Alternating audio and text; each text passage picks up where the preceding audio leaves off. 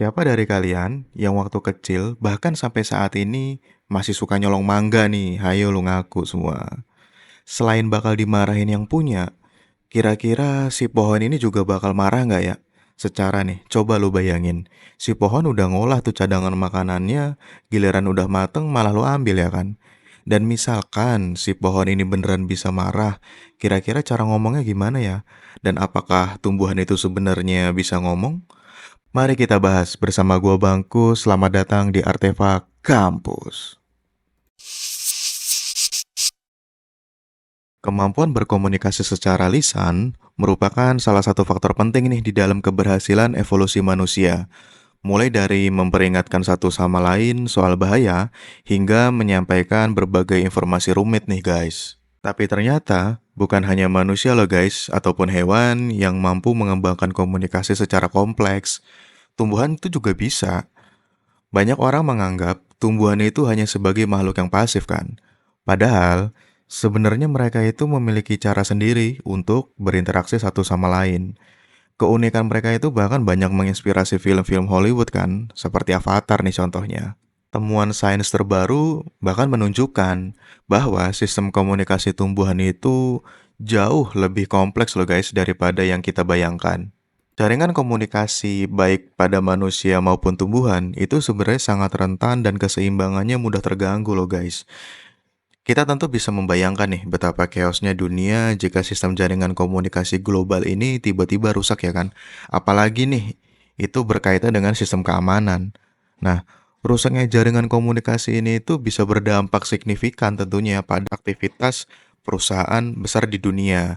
Nah, hal ini pun juga bisa berlaku pada tumbuhan yang tentunya akan mengganggu aktivitasnya dengan antar tumbuhan yang lain. Untuk memahami bagaimana organisme yang tidak bisa bicara ini menyampaikan informasi satu sama lainnya, itu kita perlu menyadari dulu nih bahwa manusia itu juga memiliki sistem komunikasi nonverbal ya kan.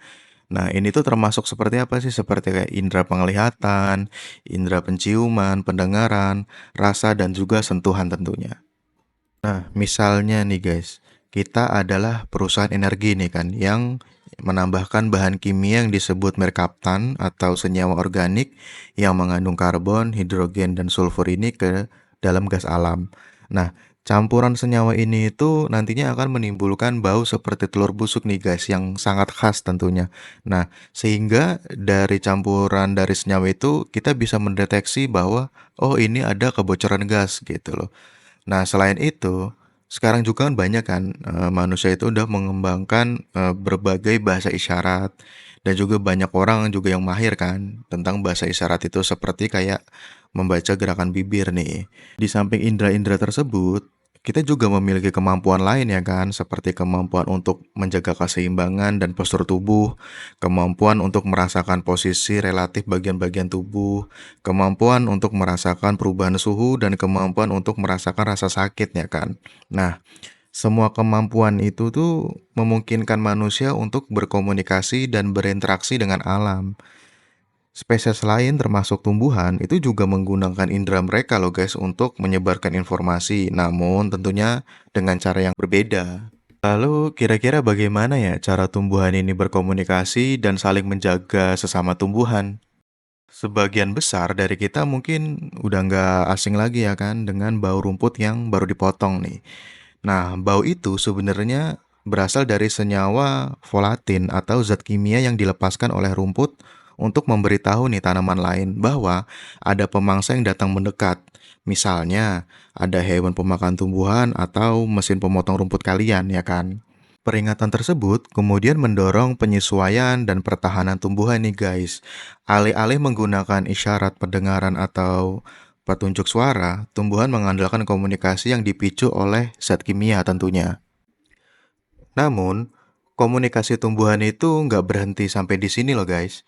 Baru-baru ini, para ilmuwan itu menemukan adanya sistem pengawasan tetangga, ya kan, pada tumbuhan. Nah, ini tuh sama seperti tetangga yang saling memperhatikan dan memperingatkan satu sama lain nih tentang ancaman di lingkungan mereka tentunya. Nah, tumbuhan juga berkomunikasi dan memantau satu sama lain nih guys melalui akar, sinyal, jaringan jamur bawah tanah, dan mikroba tanah tentunya.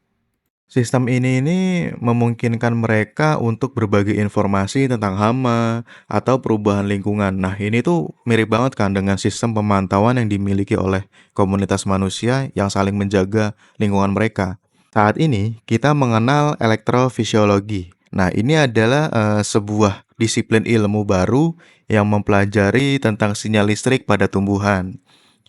Dengan kemajuan teknologi dan kecerdasan buatan atau yang biasa disebut AI ini, penelitian di bidang ini tuh berkembang sangat pesat loh guys dalam beberapa tahun terakhir. Nah, hal ini tuh menunjukkan bahwa para ilmuwan itu semakin mampu untuk memahami kompleksitas dari komunikasi listrik dalam tumbuhan. Para ilmuwan saat ini itu mulai mengintegrasikan komunikasi sinyal listrik ini dalam antar tumbuhan ke dalam rumah kaca modern lah guys. Nah, ini itu memungkinkan mereka untuk memantau dan mengontrol penyiraman tanaman atau mendeteksi kekurangan nutrisi yang dapat meningkatkan hasil panen. Dengan menggunakan prop listrik kecil yang mirip dengan jarum akupuntur, para ilmuwan saat ini menguji berbagai perubahan sinyal listrik yang sangat mempengaruhi kinerja tumbuhan, seperti dalam proses mengangkat air, nutrisi, dan konversi cahaya menjadi gula yang penting bagi tumbuhan. Peneliti juga menunjukkan bahwa para ilmuwan dapat mempengaruhi perilaku tumbuhan dengan mengirimkan sinyal listrik dari ponsel loh guys, sehingga tumbuhan dapat merespon dengan membuka atau menutup daun. Nah ini tuh seperti pada tumbuhan Venus flytrap ya guys, atau tumbuhan pemakan serangga. Sebagian besar komunikasi antar tumbuhan ini terjadi di bawah tanah dan difasilitasi oleh jaringan jamur besar yang dikenal sebagai Wood Wide Web atau jaringan kayu yang luas ya guys.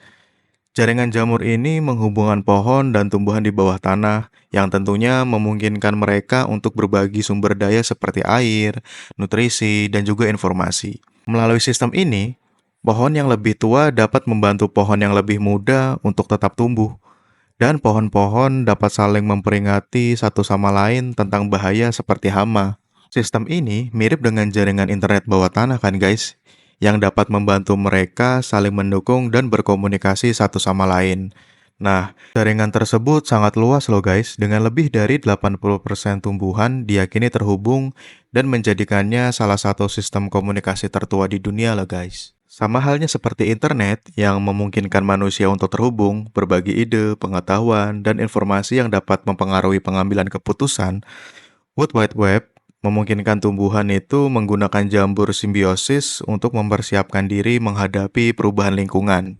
Namun, sayangnya nih guys, kerusakan tanah akibat bahan kimia, penggundulan hutan, dan perubahan iklim, ini itu dapat mengganggu simpul komunikasi tumbuhan itu sendiri loh guys, akibat siklus air dan nutrisi dalam jaringan ini ikut terdampak, sehingga membuat mereka itu jadi kurang terhubung.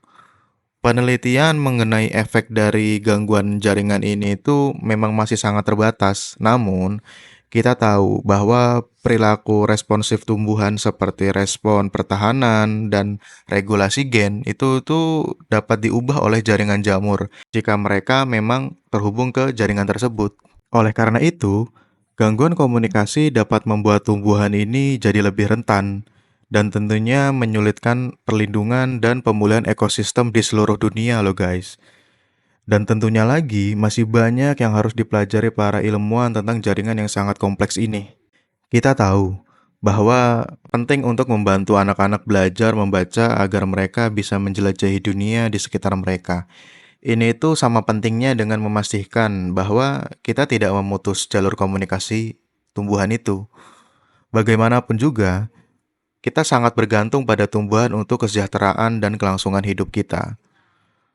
Mungkin itu yang bisa gue bahas kali ini. Kalau ada salah-salah kata, gue minta maaf. Sampai jumpa di video selanjutnya. Gue Bangkus. Bye.